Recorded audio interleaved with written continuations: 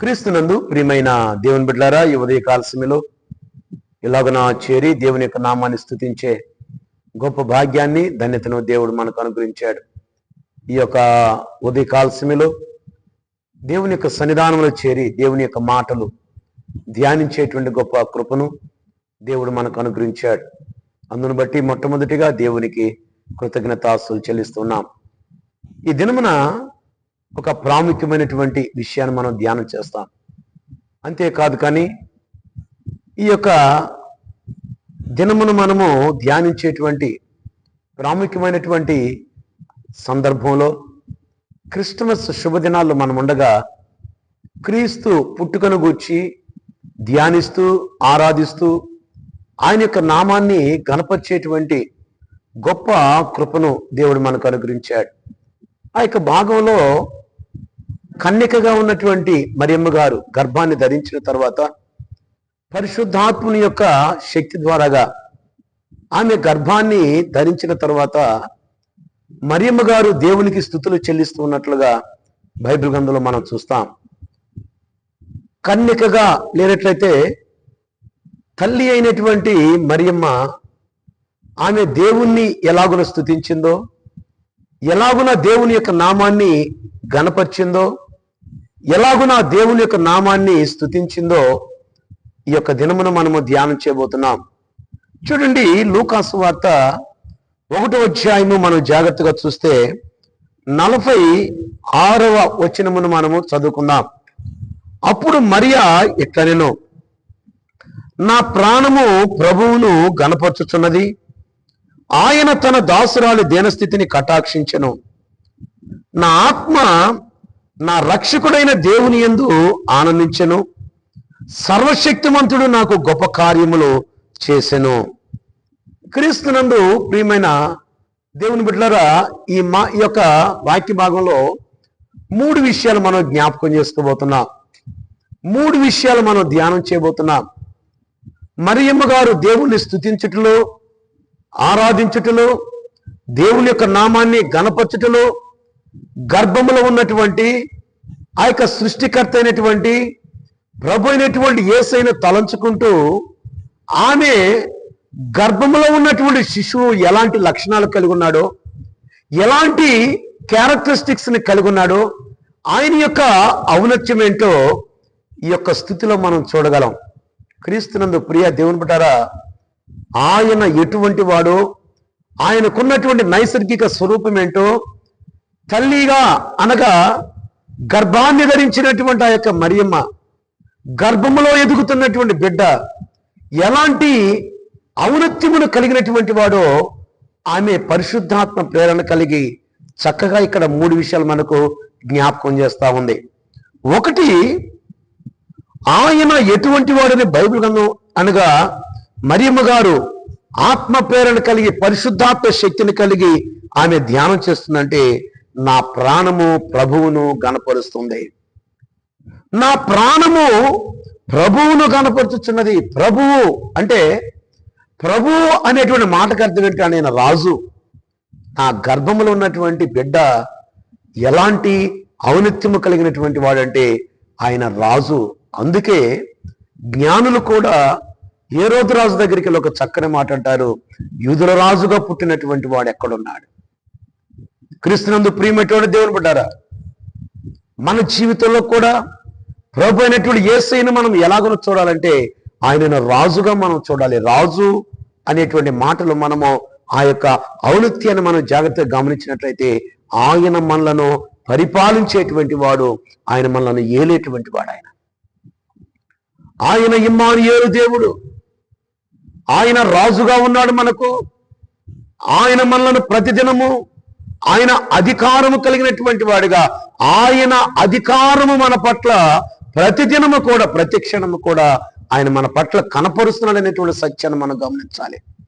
అందుకే ఆ మరియమ్మ గారు పరిశుద్ధాత్మ శక్తిని కలిగి పరిశుద్ధాత్మ పూర్ణురాలుగా మాట్లాడుతుంది.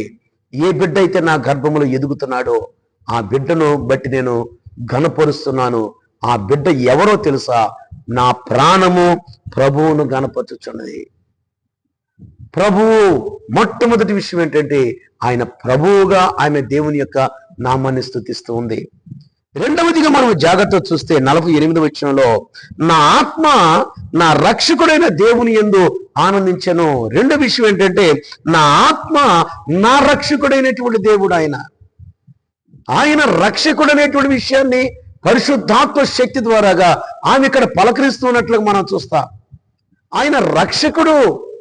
ఏ బిడ్డ అయితే కన్యకగా ఉన్నటువంటి మరియమ్మ గారి యొక్క గర్భంలో పరిశుద్ధాత్ముని యొక్క శక్తితో ఆమె గర్భాన్ని ధరించిందో ఆ బిడ్డకున్నటువంటి రెండవ లక్షణం ఏంటంటే ఆయన రక్షకుడు. అందుకే గాబ్రియల్ దూత ఒక చక్కని మాట తెలియచేస్తాడండి. ఆ మాట ఏంటంటే తన ప్రజలను వారి పాపముల నుండి ఆయన రక్షించును గనక ఆయనకి యేసు అనేటువంటి పేరు పెడతారు. యేసు అనేటువంటి మాటకు అర్థం రక్షకుడు. ఆయన రక్షకుడు. మరియమ్మ గారు కన్యకగా ఉన్నప్పుడే ఆమె గర్భాన్ని ధరించింది. లోకములో ఎన్నో నిందలు, ఎన్నో అవమానాలు భరించవలసినటువంటి సమయము వచ్చిందేమో. కన్యకగా ఉన్నటువంటి మరియమ్మ ఆమె గర్భాన్ని ధరిస్తే లోకములో ఉన్నటువంటి వారికి ఆ బిడ్డ యొక్క లక్షణాలు వారికి తెలియకపోవచ్చు, కానీ కన్యకగా ఉన్నటువంటి మరియమ్మ గారు గర్భాన్ని ధరిస్తే ఆ బిడ్డ యొక్క విలువేంటో మరియమ్మ గారికి బాగా తెలుసు. అందుకే ఆమె ధైర్యంగా ఉంది, ఆమె సంతోషంగా ఉంది, ఆమె దేవుని స్తుతిస్తూ ఉంది, ఆమె దేవుని ఆరాధిస్తూ ఉంది, ఆమె దేవుని యొక్క నామాన్ని ఘనపరుస్తూ ఉంది. గర్భంలో ఉన్నటువంటి ఆ బిడ్డ యొక్క లక్షణాలను, ఆ బిడ్డకున్నటువంటి ఎంత ఔన్నత్యము కలిగి ఉన్నాడో ఆమె ఆత్మ ప్రేరణ కలిగి ఆమె దేవుని స్తుతిస్తూ ఉంది. ఆ స్తుతిలో ఆయన యొక్క లక్షణాలు కనబడుతున్నాయి. మొట్టమొదటి విషయం ఏంటంటే ఆయన ప్రభువు. రెండో విషయం ఏంటంటే ఆయన రక్షకుడు. మూడో విషయం ఏంటంటే 49వ వచనంలో సర్వశక్తిమంతుడు నాకు గొప్ప కార్యములు చేశాను. ఆయన సర్వశక్తిమంతుడు.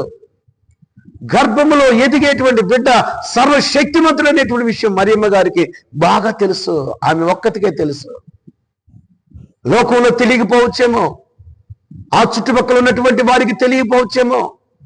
కన్యకగా ఉన్నటువంటి ఆమె గర్భాన్ని ధరించినప్పుడు అనేక మంది అవమానకరంగా చూసి ఉండొచ్చేమో, కానీ క్రీస్తునందు ప్రియ దేవుని బిడ్డారా, మరియమ్మ గారు ఇంత ధైర్యంగా ఉండి, ఆమె ఆత్మపూర్ణులుగా ఉండి, ఆమె పరిశుద్ధాత్మ శక్తిని కలిగి ఆమె ధైర్యంగా ఉండటానికి గల కారణం ఏంటంటే ఆమె యొక్క గర్భములో ఎదుగుతున్నటువంటి ఆ బిడ్డ లక్షణం ఏంటో మరియమ్మ గారికి బాగా తెలుసు.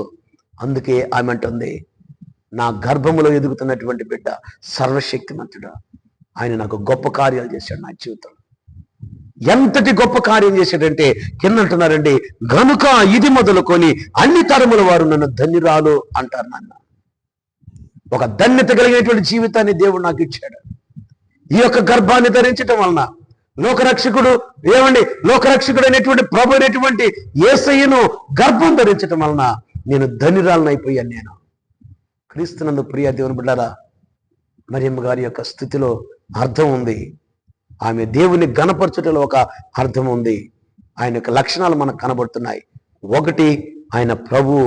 రెండు, ఆయన రక్షకుడు. మూడో విషయం ఏంటంటే ఆయన సర్వశక్తిమంతుడు. ఇలాంటి సర్వశక్తిమంతుడైనటువంటి దేవుని స్తుతించుట, ఆరాధించుట, ఘనపరచుట మరియమ్మ గారి జీవితంలో గొప్ప కృపను పొందుకుంది. అలాంటి కృప నీ జీవితంలో, నా జీవితంలో యేసయ్య నామములో కలుగునుగాక. ఆమేన్. ప్రార్థన చేసుకున్నాను. స్తుతికి కారణభూతిగా మీకు వందనాలు. ప్రేమ నమ్మకం కలిగిన మా తండ్రి, దేవ ఈ ఉదయ కాల సమయంలో క్రిస్టమస్ శుభదినాల్లో మేముండగా నాయన, అయ్యా నాయన తల్లి అయినటువంటి మరియమ్మ గారు, అయ్యా నాయన మిమ్మల్ని స్తుతిస్తూ ఆరాధిస్తూ మీ యొక్క లక్షణాలను, మీ యొక్క ఔన్నత్యాన్ని తండ్రి వర్ణిస్తున్నట్లు మేము చూస్తున్నాం. ఆ గర్భములో ఉన్నటువంటి బిడ్డ ప్రభువుగా గుర్తించింది. ఆ గర్భములో ఉన్నటువంటి బిడ్డ రక్షకుడుగా గుర్తించింది. గర్భములో ఉన్నటువంటి బిడ్డ ఆయన సర్వశక్తిమంతుడని గుర్తించింది. దేవ నాయన ఈ ఉదయకాల సమయంలో మేము కూడా మీరు ప్రభు అని, మీరు రక్షకుడని, మీరు సర్వశక్తిమంతుడని మేము కూడా గుర్తించిన ఆయన మీ నామాన్ని స్తుతించి ఆరాధించేటువంటి గొప్ప కృపను దయచేయమని మా ప్రభువైన యేసుక్రీస్తు నామమున అడిగి వేడుకుంటున్నాం మా తండ్రి. ఆమేన్.